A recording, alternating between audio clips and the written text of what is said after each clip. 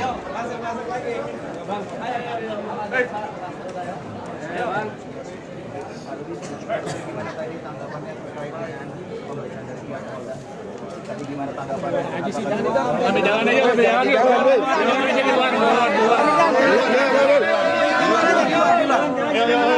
Keluar hakim nanti. Teman-teman sama keluar ya. Di depan aja. Di depan. Ayo. Di depan aja. Jalan. Ini bukan kita nggak menghargai, di depan aja. Ya Pak, biar apa? Kasihan jalan ya. Mantap.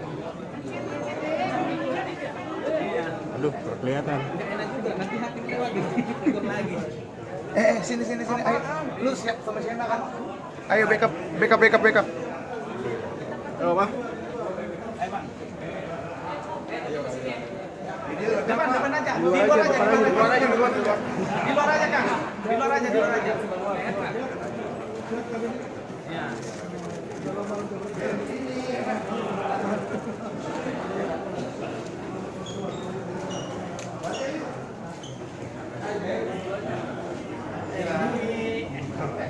Di depan aja.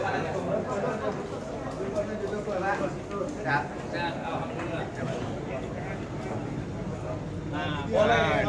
Ini boleh. Pak Rudi izin Pak, sebelah sini Pak ya. Lagi.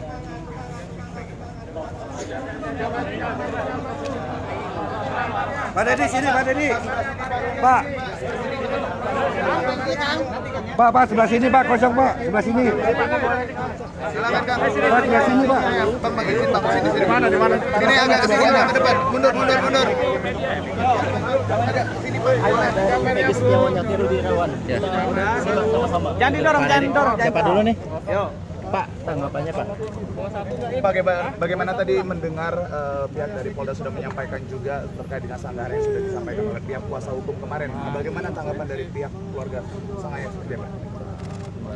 Oke, baik rekan-rekan sekalian, saya selaku kuasa hukum dari Peggy, ya kan. Setelah kami tadi mendengar pra peradilan yang berlangsung ya, baru selesai dari termohon membacakan jawaban, nanti jam 1 akan ada replik, nanti dilanjutkan pukul 14 adalah duplik.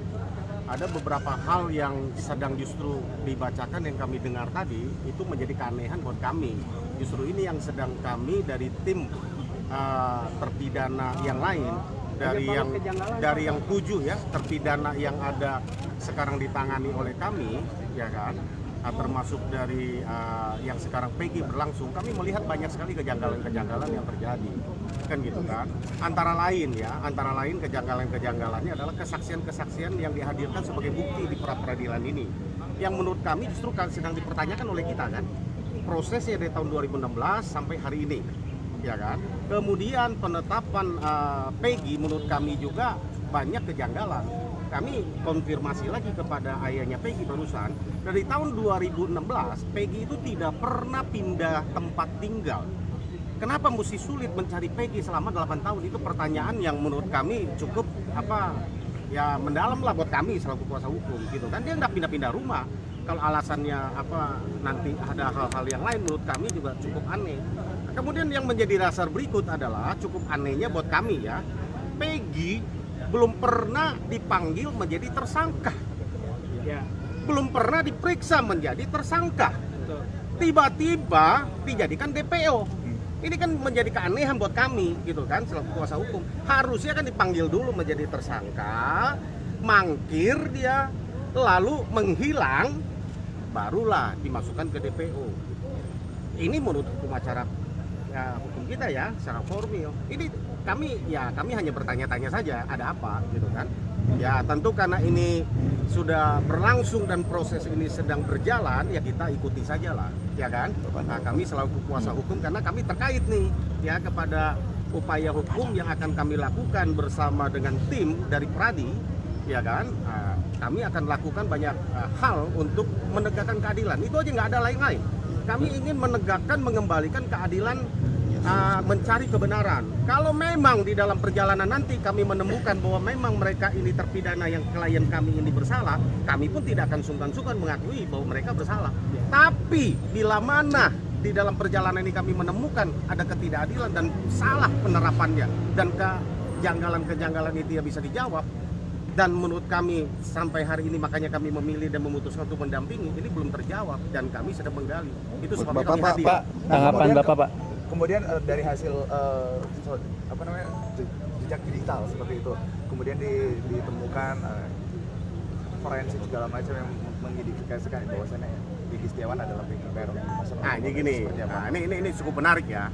Kalau kita melihat mengikuti perkembangan kasus yang terjadi, di antara 8 terpidana yang satu kan sudah bebas, 7 ini seumur hidup masih di dalam, 1 ini tambah Peron sekarang. Mereka ini didakwa 340 pembunuhan berencana. Ketika didakwa berencana, artinya ada satu waktu tertentu mereka berkumpul bersama merencanakan.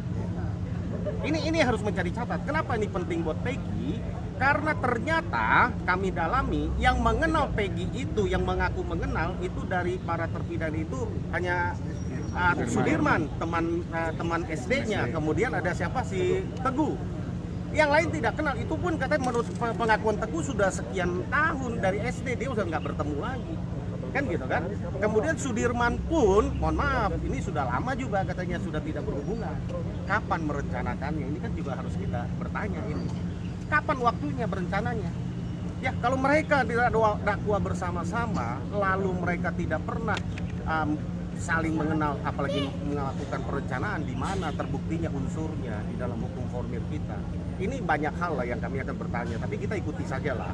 Kita ikuti saja apa yang terjadi, ya kita hargai karena ini sudah proses hukum, tentu kita akan lakukan juga upaya-upaya hukum, kan gitu kan.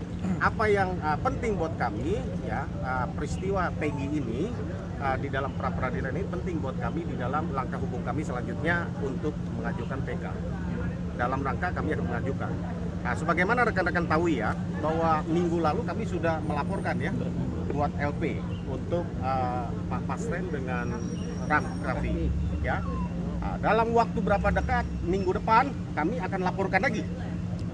Ya, kami akan laporkan lagi. Ya, kita uji aja. Kami akan laporkan lagi beberapa orang yang menurut kami keterangannya cukup apa? Janggal. Ya, nanti tunggu aja tanggal ininya ya. Nanti kami akan beritahu gitu kan. Nah, tanggal mainnya gitu kan.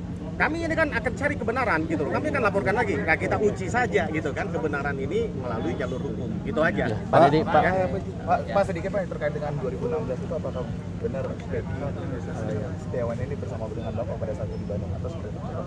Dari Bandung 2016 sampai 2021. Nah, untuk alamatnya sendiri pihak Polda juga sudah mendapatkan alamat tersebut Pak dari pihak keluarga Pak. Pak Dedi, tanggapannya Pak. Tanggapannya terkait tadi dari pihak Polda sendiri. Saya tidak akan menanggapi materi persidangan tadi karena itu bukan ranah saya untuk menilai. Itu adalah ranahnya para pengacara. Kan?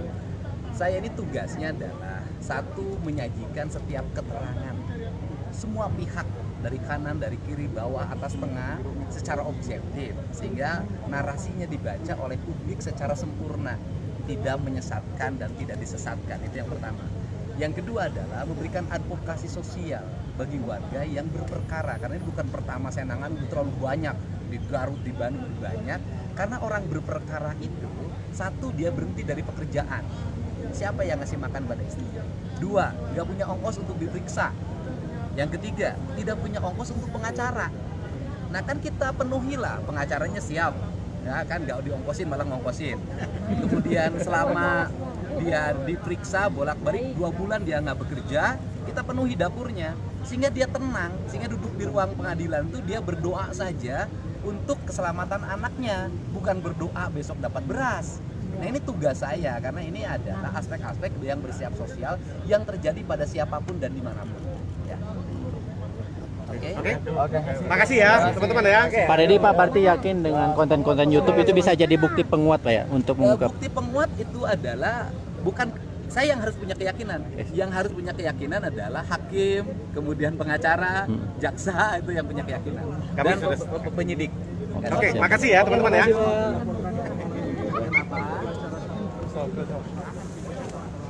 Balik lagi ya.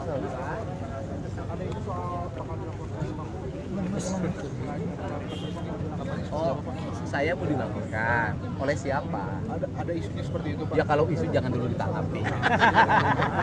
Nggak usah ditanggapi. Gitu aja Pak repot. Ayo. Pak Ji.